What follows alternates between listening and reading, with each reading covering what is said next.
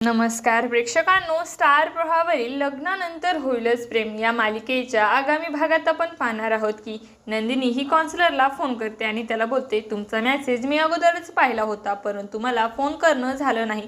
तेव्हा काउन्सिलर बोलतो, म्हणजे तुम्हाला आता काउन्सिलरची गरज नाही का? तेव्हा नंदिनी बोलते, आताच आमचे खूप मोठं भांडण झालं आहे. त्यानंतर आपण पाहतो काव्य ही पार्थ समोर आल्यानंतर स्वतःच्या मनामध्ये विचार करते, खरंच मी पार्थच्या प्रेमामध्ये पडले आहे का? आणि तेव्हा काव्याला पार्थ बोलतो, हो तुम्ही खरंच प्रेमामध्ये पडला आहात. आता मनामध्ये आलं आहे ते फक्त ओठावर येणं बाकी आहे. तेव्हा काव्या देखील आश्चर्यचकित होऊन पार्थकडे पाहू लागते. त्यानंतर आपण पाहतो नंदिनी ही काउन्सिलरला भेटायला गेलेली असते आणि ती काउन्सिलरला सांगते, जीवाचा स्वभाव कसा आहे हे मला आणखीन समजत नाही. ते जेव्हा चिडलेले असतात तेव्हा ते खूपच रागवतात. तेव्हा काउन्सिलर बोलतात, म्हणजे तुम्ही आता त्यांना चांगलेच ओळखू लागला आहात की काय?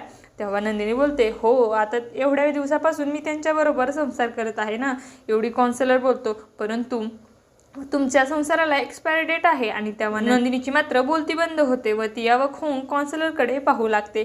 तर इकडे आपण पाहतो जीवा हा बाबांकडे गेलेला असतो आणि बाबांकडे तो आपल्या पहिल्या महिन्याची पगार देतो आणि बोलतो, बाबा ही माझ्या पहिल्या महिन्याची पगार मी तुम्हाला देऊ इच्छितो. आणि तेव्हा बाबा देखील त्याच्याकडे पाहू लागतात. आता येणाऱ्या भागामध्ये काव्य ही पार्थच्या प्रेमामध्ये पडली आहे हे ती पार्थला बोलून दाखवणार का? त्याचबरोबर नंदिनी देखील आपले प्रेम जीवाकडे व्यक्त करणार का? हे पाहणं अतिशय रोचक ठरणार आहे. तुम्हाला जर आपला व्हिडिओ आवडला असेल तर चॅनलला लाईक, शेअर आणि सबस्क्राईब करायला विसरू नका. धन्यवाद.